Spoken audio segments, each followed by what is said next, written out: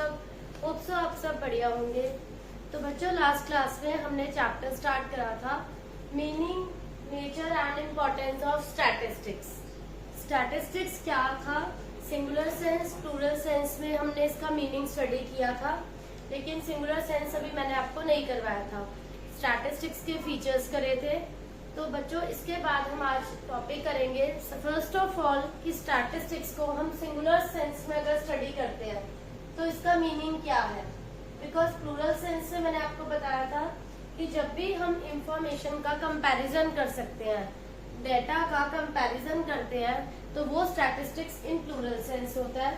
Singular sense में इसका meaning क्या है, it employees, statistics employees the knowledge.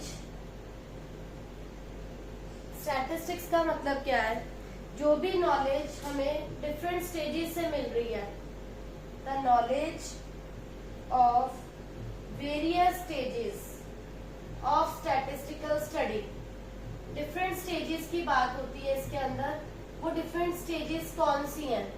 Different stages का मतलब है इसके अंदर collection of data, organisation of data, presentation, analysis.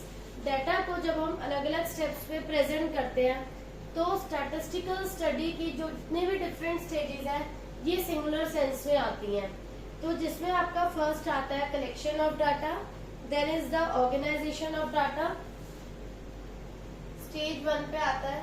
ये आपका एक इंडिविजुअल चैप्टर है बच्चों, जिसमें हम डाटा को कलेक्ट करेंगे, कलेक्शन ऑफ डाटा।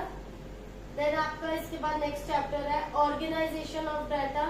जो भी डाटा आपने कलेक्ट करा उसको एक प्रॉपर फॉर्म में ऑर्गेनाइज करना, सिमिलर डाटा को सिमिलर प्लेस करना।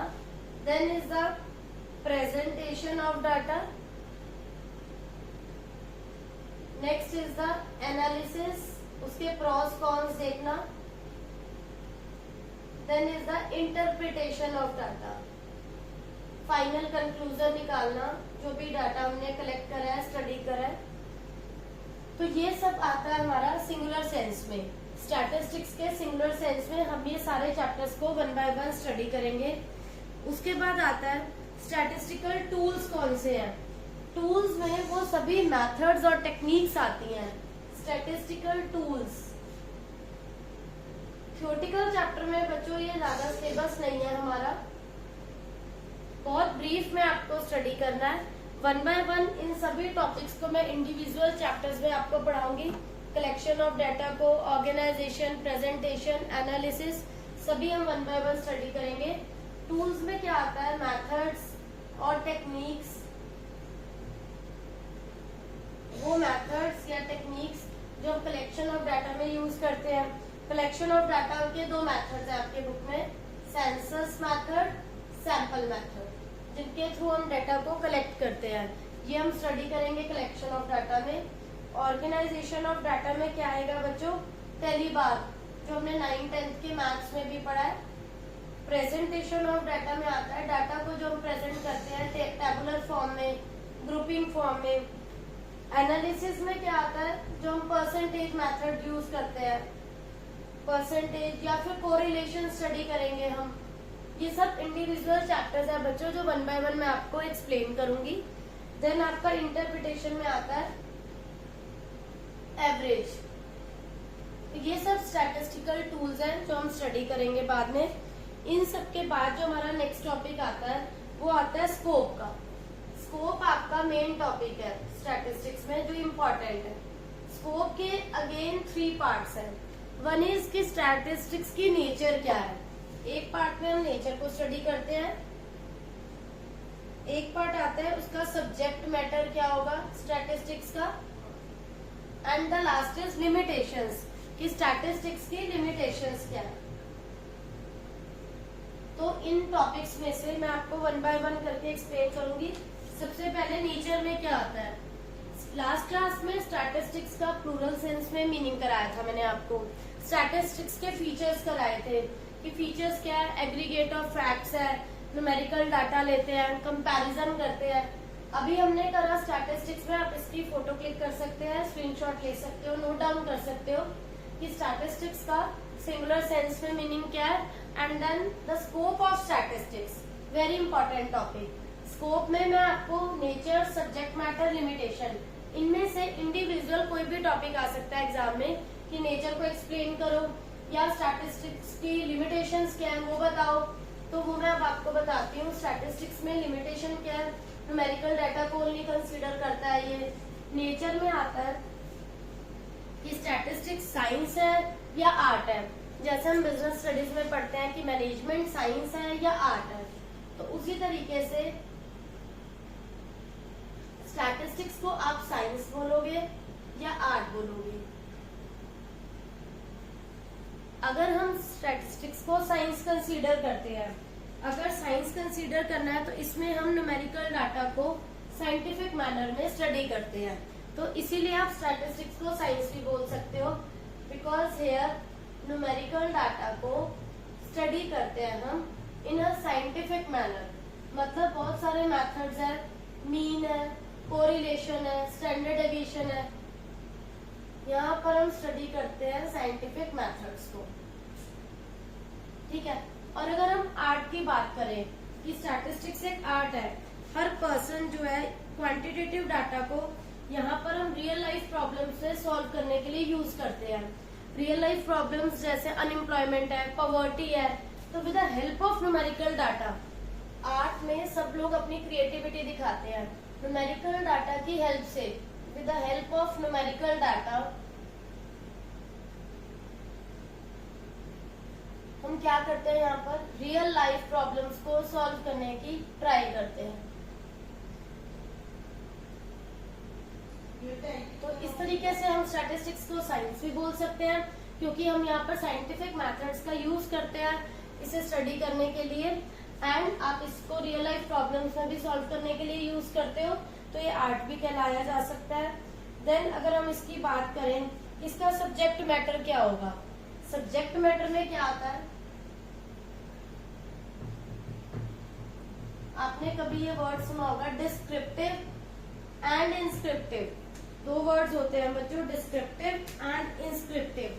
डिस्क्रिप्टिव क्या है, जब हम डाटा को कलेक्ट कर रहे हैं, पाई चार्ट की फॉर्म में कर रहे हैं या फिर बार डायग्राम की फॉर्म में कर रहे हैं, जब तक कि आप उसे कलेक्ट करते हो डाटा को किसी भी फॉर्म में, वो डिस्क्रिप्टिव है। एंड जब हम उससे कंक्लूजन्स निकालते हैं, एनालाइज करते हैं, इंटरप्रिटेशन करते हैं, तो वो हो जाता है इनफ्रेंशियल। तो दो पार्ट्स हैं इसमें हमारे, one is descriptive, another is inferential. Inferential, जब आप प्रॉब्लम का कंक्लूजन निकालते हो अलग अलग मेथड्स को यूज करके, कंपैरिजन अगर हम कर रहे हैं, उस डाटा को कलेक्ट कर रहे हैं, तो पाई चार्ट के थ्रू या बार डायग्राम की हेल्प से, तब तक तो वो क्या है, descriptive series.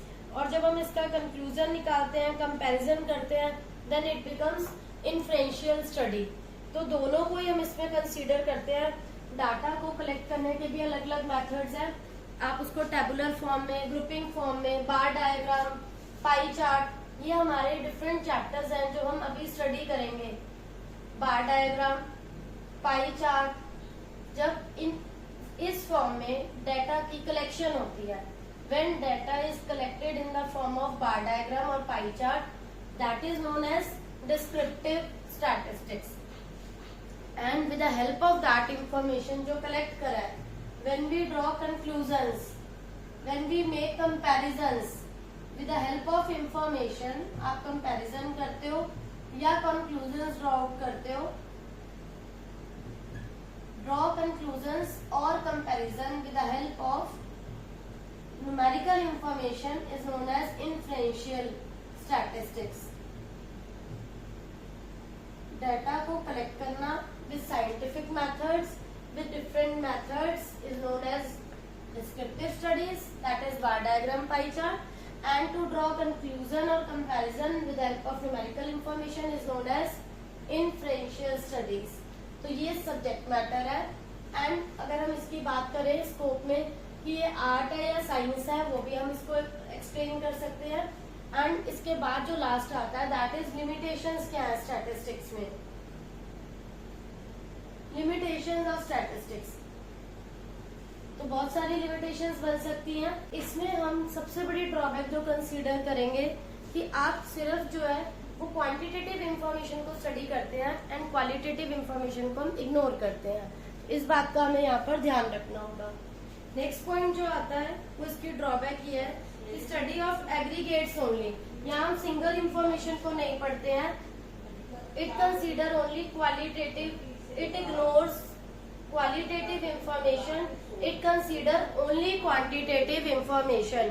It is collection of study of aggregates, it ignores qualitative information.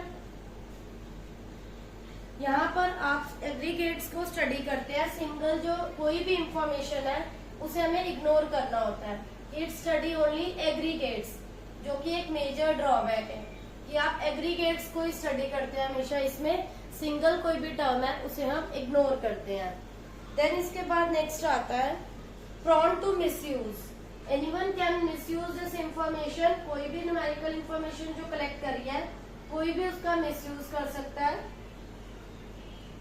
Then homogeneity of data, ये जरूरी है बच्चों कि अगर हम कंपैरिजन कर रहे हैं लास्ट ईयर की अनएम्प्लॉयमेंट के डाटा को इस ईयर के अनएम्प्लॉयमेंट से, तो ओनली हम अनएम्प्लॉयमेंट के डाटा को अनएम्प्लॉयमेंट के डाटा से ही कंपेयर करेंगे।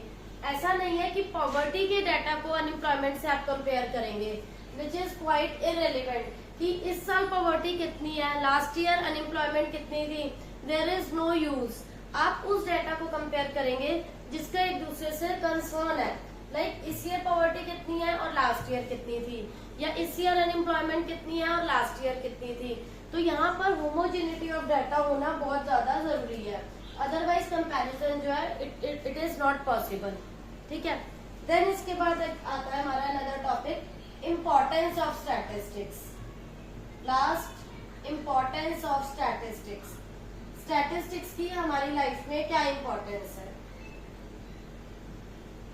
स्टैटिस्टिक्स में हमें जो भी न्यूमेरिकल इंफॉर्मेशन, जो भी क्वांटिटेटिव इंफॉर्मेशन होती है उसे हम अपनी इकोनॉमिक प्रॉब्लम्स को सॉल्व करते हैं। मतलब वो जो डाटा हमारे पास आता है, न्यूमेरिकल इंफॉर्मेशन है, it helps in solving the economic problems, तो उससे हमारी हेल्प हो जाती है। Then is the working out cause and effect relationship. Cause and effect relationship का मतलब यहाँ क्या है?